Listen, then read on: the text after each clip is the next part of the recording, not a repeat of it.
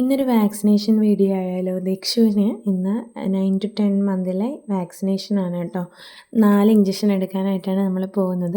Vaccination എടുക്കാൻ പോകുന്നതല്ലേ, എന്തായാലും ഒന്ന് ഒരുങ്ങി സുന്ദര കുട്ടപ്പനായിട്ട് കൊണ്ടുപോകാമെന്ന് വെച്ചു കേട്ടോ.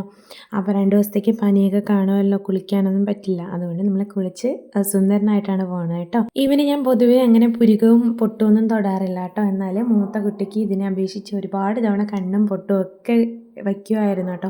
അവൻ എപ്പോഴും അവൻ്റെ മുഖത്ത് എന്തെങ്കിലുമൊക്കെ കോലം ചെയ്താണ് ഞാൻ കൊണ്ട് നടക്കാറുള്ളത്. പക്ഷേ ഇവന് വന്നപ്പോൾ അതൊക്കെ മടുത്തു കേട്ടോ. അങ്ങനെ ഞങ്ങൾ 3 കൂടി ഹോസ്പിറ്റലിലെത്തി കേട്ടോ. വീട്ടിനടുത്തുള്ള ഒരു വാക്സിനേഷൻ സെൻ്ററാണ്. നമ്മുടെ സർക്കാർ ഹോസ്പിറ്റലിൽ തന്നെയാണ് കേട്ടോ ഇത്. സിസ്റ്റർ വൈറ്റമിൻ സപ്ലിമെൻറ്റ് കൊടുക്കുകയാണ് കേട്ടോ. 6 മാസത്തിലൊരിക്കലാണല്ലോ നമ്മളിത് കൊടുക്കുന്നത്.